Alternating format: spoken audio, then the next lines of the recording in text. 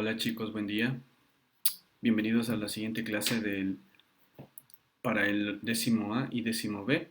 Esta clase va a ser para los dos cursos y corresponde a lo que tenemos que ver con el siguiente tema, que es el neoliberalismo en América Latina. Vamos a ver las siguientes características de lo que corresponde al neoliberalismo. También tenemos que ver lo que es neoliberalismo político, económico, y dentro de este ámbito vamos a ir conversando y les voy a ir proyectando las diapositivas para que ustedes identifiquen qué significa. Entonces, bienvenidos y que tengan un buen día. A continuación, las diapositivas, chicos. Buenos días, chicos. Vamos el día de hoy a continuar con la clase de estudios sociales y correspondiente al siguiente tema, que es el neoliberalismo en América Latina. Básicamente aquí vamos a ver la realidad de en lo que consiste el neoliberalismo en nuestra América Latina. Bueno, nosotros tenemos que básicamente entender que a finales del siglo XX parecía existir un consenso tanto sobre la irreversibilidad y la necesidad de que existan estos procesos de cambios políticos, económicos y sociales. Por esta razón surge este neoliberalismo en América Latina. Pero si nosotros dividimos a esta palabrita, sabemos que significa nuevo y liberal. Es decir, que son nuevas ideas liberales. Por esta razón vamos a ir conociendo de a poquito qué significa y cuál fue su entorno y la realidad que existió en América Latina. Primero vamos a ver dos conceptos acerca de lo que es neoliberalismo. Como dice aquí en la diapositiva, el neoliberalismo es un modelo que aspira a imponerse como el regulador de la vida política, social y económica de una nación. Este existió desde el 70, las nuevas ideas y programas neoliberales aparecieron desde el año 70 y por obvias razones deterioran la forma drástica del bienestar de América Latina.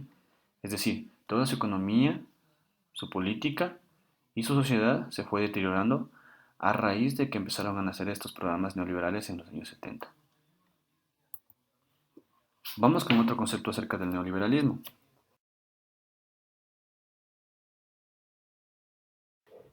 Es una corriente económica política que plantea la reducción de la inversión estatal, es decir, que el Estado ya no interviene de manera directa en la cuestión económica y política de una nación.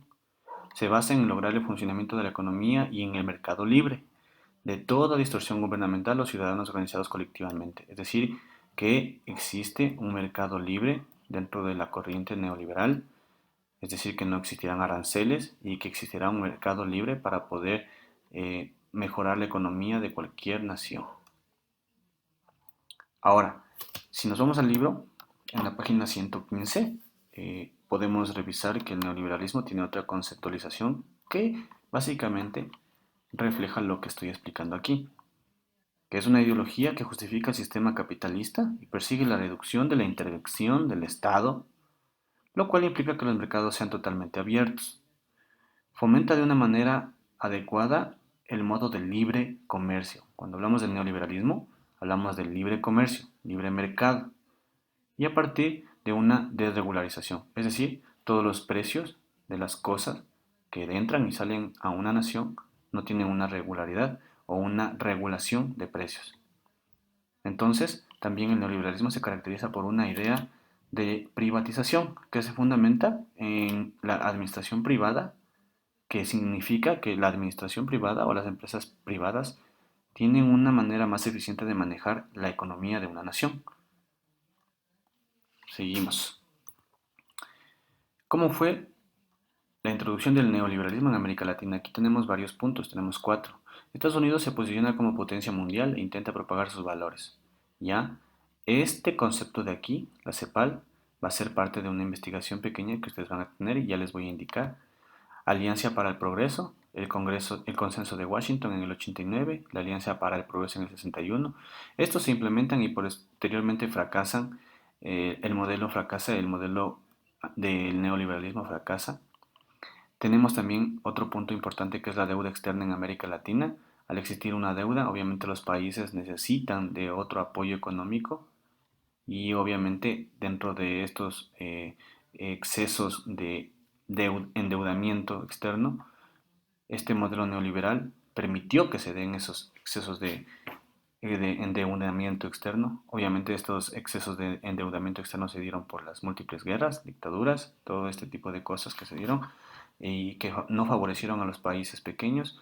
Le tuvieron que rendir cuentas al Banco Mundial en el sentido de que le pidieron préstamos para reivindicar su país por las pérdidas de vidas, por el territorio que fue atacado y por ende por el territorio que fue perdido o por las múltiples cosas mediante la economía que se perdieron.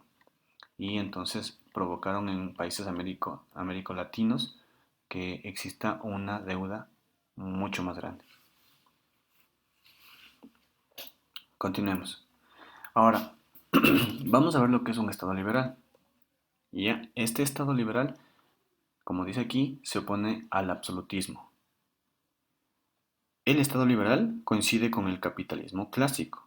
Se extiende desde las revoluciones liberales. El Estado liberal de derecho se opone, como aquí dice, al absolutismo. Para ello tuvo que afirmar la existencia de unos derechos naturales, es decir, que todos los seres humanos tenemos derechos naturales, que son iguales y comunes a todos nosotros como seres humanos, y por el simple hecho de serlo, merecemos estos derechos. Entonces el Estado liberal se opone al absolutismo por el hecho de tener derechos como seres humanos que nos pertenecen y que nosotros podemos hacerlos valer frente a un absolutismo. Otro concepto de Estado de Derecho implica que el poder del Estado lo limita al derecho. De ahí viene el interés por dar prioridad al imperio de la ley sobre el poder. Desde este concepto de que el Estado de Derecho implica que el poder del Estado está limitado por el derecho de un ser humano, surge el interés por dar prioridad al imperio de la ley sobre el poder. Hablamos aquí en este siguiente literal sobre la noción del Estado liberal. El Estado liberal está obligado a una política de liberalismo. Esto es una ley. Está obligado a una política de liberalismo. De ahí nace la desconfianza ante el poder estatal. ¿Ya? Una noción de Estado liberal por la desconfianza del poder estatal, es decir, el poder del Estado sobre una nación. Al desconfiar la nación sobre este poder estatal, surge la idea de un Estado liberal. Entonces surge también la necesidad de limitar el poder del Estado.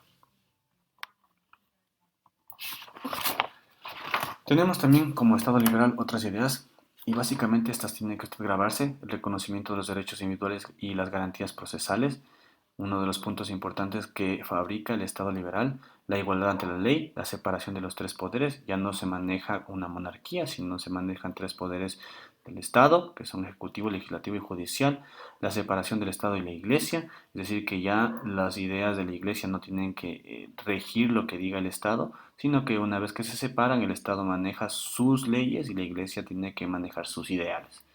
También existe un liberalismo económico, que consiste en la reducción impositiva de los valores o de la economía de una nación, la escasa o nula regulación de la economía por el Estado, y ahora vamos a ver más a fondo lo que significa. Por ejemplo, tenemos el Estado de derechos y cuáles son sus características. Cuando hablamos del Estado de Derecho tenemos varias características, entre ellos 5 características, que son el imperio de la ley, la legalidad de la administración, la garantía de los derechos y libertades, como habíamos mencionado en la anterior diapositiva, la democracia y la división de poderes. Miren, el imperio de la ley nos dice que la ley deriva de la voluntad popular y no de la voluntad del monarca. Cuando hablamos de que la ley deriva de la voluntad popular, es el pueblo el que debería gobernar y no el rey. La legalidad de la administración. La administración solo puede actuar si la ley se lo permite. Aquí es cuando hablábamos de que el derecho de las personas tiene más poder sobre el derecho del Estado o de una administración. La administración solo puede actuar si la ley se lo permite. Mientras que la ley no permita actuar a la administración, no puede hacer absolutamente nada. Esta es una legabilidad para la administración. La garantía de los derechos y las libertades de cada ser humano o de cada gobierno, reconocimiento y garantía de los derechos fundamentales y liberales de los seres humanos, la democracia, que obviamente debe ser representativa. Al ser representativa quiere decir que nosotros podemos, mediante el voto, escoger nuestros gobernantes para que nos representen y es la forma de volver tangible la voluntad popular. Es decir, la democracia es la forma de volver tangible el deseo del pueblo. La división de poderes, es decir, que la separación entre los dos poderes, ejecutivo, legislativo y judicial, ya tiene que ver cada uno como un gobierno autónomo, que obviamente tienen cada uno sus funciones, pero al separarse ya no se convierten en una monarquía. Ahora, ¿qué es el liberalismo económico? Nosotros tenemos como liberalismo económico que es una teoría económica que entiende que las mercancías y el capital deben moverse libremente, ¿ya? Entonces, entendamos eso primero, como primer punto. El liberalismo económico es una teoría económica que entiende que las mercancías deben moverse de manera libre. El papel del Estado consiste en permitir esas reglas, permitir que existan reglas de juego sin intervenir en este juego y dejar que estas garantías o estos agentes económicos tengan libertad de mercado, liberalismo económico. El padre del liberalismo económico fue Adam Smith, un economista sueco, Adam Smith. Aquí lo tenemos, Adam Smith, exponente del liberalismo, fue un economista escocés que se basó en el sentido común, estaba a favor de que los seres actuaran de acuerdo a sus sentimientos. Promueve la libertad de mercado, la aplicación de los principios liberales en el desarrollo del material de cada uno de los individuos. Tenemos también como parte fundamental estos 4 puntos del liberalismo económico. Como resumen, defienden la no intromisión del Estado en las relaciones mercantiles entre los ciudadanos. Ojo con esto, el liberalismo económico permite que el Estado no intervenga en las relaciones mercantiles entre los ciudadanos. Garantiza la igualdad de condiciones de todos los individuos. La misma condición tenemos todos en una libertad de mercado. Propicia un marco de competencias y elecciones e igualdad para todos. La competencia, es decir, el nivel de ventas que yo pueda tener, esas condiciones y esas restricciones son iguales para todos. Wilfrido Pareto planteaba el surgimiento del cálculo económico y el cálculo económico corresponde a un cálculo que tiene que ver con un mejoramiento de las competencias que existían en igualdad de condiciones para todos los ciudadanos. Ahora tenemos también el liberalismo político. Este inspira la organización del Estado de Derecho dentro del marco de la democracia liberal del siglo XIX. El liberalismo político está organizado principalmente como un Estado de Derecho, dentro del marco de la democracia. No olviden que cuando hablamos de democracia, hablamos de que el pueblo gobierna o es parte de un sistema político. Este sistema está vigente en gran parte de los Estados-nación actuales, el sistema de liberalismo político, es decir, con democracia. Tiene como elemento principal la voluntad general del poder gubernamental y la elección de sus representantes de manera libre. Cuando hablábamos de la elección de sus representantes de manera libre, hablábamos de una democracia directa, representativa. Las medidas neoliberales. Dentro de las medidas neoliberales tenemos 4 medidas neoliberales que son fundamentales. La primera, la reducción de la protección arancelaria a la industria y a la agricultura. Estas medidas arancelarias implican una protección a los productos propios de una nación y establecían impuestos a la participación extranjera de los mercados locales. La liberación de los precios, la desregulación del sistema financiero. Estas eran medidas arancelarias que permitían que el sistema financiero del comercio internacional se agudice dentro de este nuevo sistema neoliberal. El aumento del control de gasto fiscal, este era básicamente uno de los principales para saber cuánto invertía el gobierno en gasto fiscal y de una u otra manera estas medidas neoliberales, las nuevas medidas neoliberales controlaban al Estado en su gasto fiscal. También tenemos la adopción de políticas flexibles que facilitan la llegada de empresas exteriores aquí a la nación, a cualquier tipo de nación que estaba teniendo estas nuevas medidas neoliberales. Es decir, que la inversión extranjera era la que fomentaba la economía en una nación. La disminución del tamaño del Estado mediante la privatización de empresas estatales. Las empresas estatales eran privatizadas y obviamente la inversión extranjera se aumentaba. Bueno chicos, esta ha sido básicamente la clase del día de hoy. Eh, Hemos trabajado lo que es el Estado liberal, liberalismo político, liberalismo económico, un concepto básico de lo que es el neoliberalismo, 4 medidas neoliberales dentro de nuestro, de nuestra región que es América Latina y una idea amplia de lo que pudo haber sido el neoliberalismo o de lo que es el neoliberalismo dentro de lo que conocemos dentro de un marco amplio, como pueden ser de las ideas neoliberales. No olvidemos que existen muchas medidas nuevas que debemos ir adoptando y que este modelo neoliberal tiene varias consecuencias. Muchas gracias.